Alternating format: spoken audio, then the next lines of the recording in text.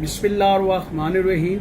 अस्सलामुअलैकुम। आज के दौर के अंदर अल्लाह के नबी हज़रत मोहम्मद मुस्तफ़ा सल्लल्लाहु अलैहि वसल्लम के फरमान और कुरान पाक के मुताबिक ज़िंदगी गुजारने वाला ही कामयाब और बेशक उसकी दुनिया भी अच्छी होगी और आखिरत भी अच्छी होगी। आए कुरान और हदीस की रोशनी में देखते हैं नबी करीम सल्लल्लाहु अलैहि वसल्लम के फरमान क्या कहता है। हक को पहचाने और अल्लाह के प्यारे नबी हज़रत मोहम्मद मुस्तफ़ा सल्लल्लाहु अलैहि वसल्लम की हदीस की रोशनी में देखते हैं हक और सच क्या है और हक किस तरह पहचाना जाता है और हक पर कैसे चला जाता है। हवाला सही बुखारी का है, हदीस नंबर 5063 है। अल्लाह के नबी करीम सल्लल्लाहु अलैहि वसल्लम फरमाया, जो मेरे तरीके से हटा वो मुझ में से नहीं। प्यारे बहन भाइयों, अल्फाज हक और सच के साथ हैं जो नबी करीम सल्लल्लाहु अलैहि वसल्लम ने तरीका किया जीने का, इल्म का, नमाज का, कुरान का।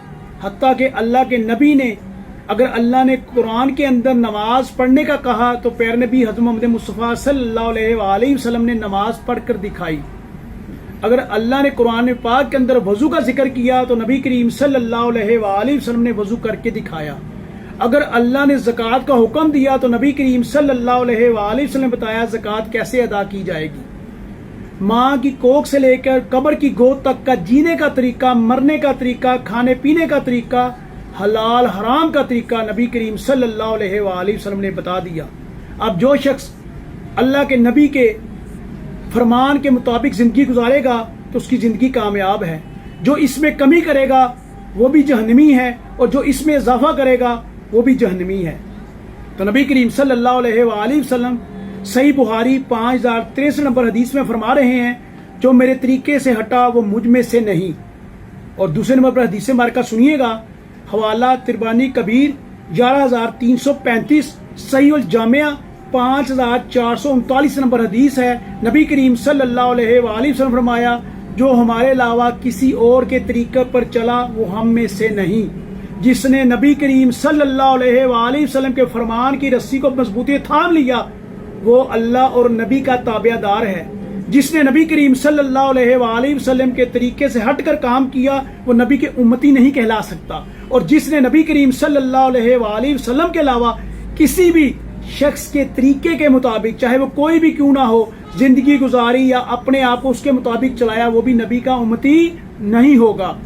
नबी करीम सल्लल्लाहु अलैहि वसल्लम का फरमान और अल्लाह का कुरान सिराते मुस्तकीम का रास्ता है।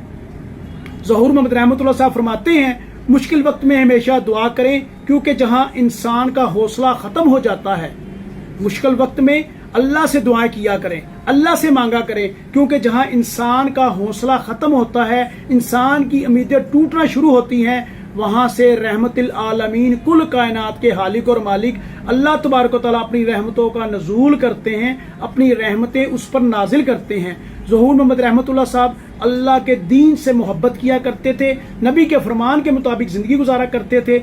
अल्लाह से दुआ है अल्लाह तबारक व तआला ज़हूर मोहम्मद रहमतुल्लाह साहब पे करोड़ों रहमतें फरमाए, करवट करवट जन्नत नसीब फरमाए और जन्नतुल फिरदौस में आला मकाम अता फरमाए। बेशक उनके दीन के साथ मोहब्बत आजी इनकसारी इस बात का सबूत है कि आज भी उनकी बातें पढ़ी जा रही हैं और सुनाई जा रही हैं। अल्लाह ताला मेरी वालिदा मोहतरमा और वालिद मोहतरम को, मेरे बुजुर्गान दीन को, मेरे नाना नानी को, दादा दादी को, जो बुजुर्ग इस दुनिया से रुखसत हो पे सब पे रहमतें फरमाए। और जितने भी मेरे दोस्त अहबाब हैं, मेरे बहन भाई हैं, अल्लाह उनकी तमाम परेशानियों को दूर फरमा के उनको गैब के खजाने से मदद करे। जो बच्चे बीमार हैं, तकलीफ में मुब्तला हैं, अल्लाह उन्हें तंदुरुस्ती अता फरमाए। अपनी दुआओं के अंदर अपने वालिदैन बहन भाइयों को याद रखा करें। बेशक दुनिया में भी और आखिरत में भी अल्लाह ताला उनकी दुआओं को कबूल फरमाएगा जो दूसरों के लिए आज भी इनकसारी से दुआएं करते हैं। फिर अल्लाह हुक्म देता है फरिश्तों को, जो किसी के लिए मांगता है सबसे पहले इसको दिया जाए, क्योंकि ये अपने लिए नहीं मांग रहा, अपने बहन भाई के लिए मांग रहा है। दुआ मांगने का तरीका सबसे बेहतर ये है कि अल्लाह की हम्द बयान की जाए, नबी करीम सल्लल्लाहु अलैहि वसल्लम पर दुरूद पढ़ा जाए और उसके बाद दुआ मांगी जाए। अल्लाह कबूल मंजूर करेगा और हक सच के साथ चला जाए।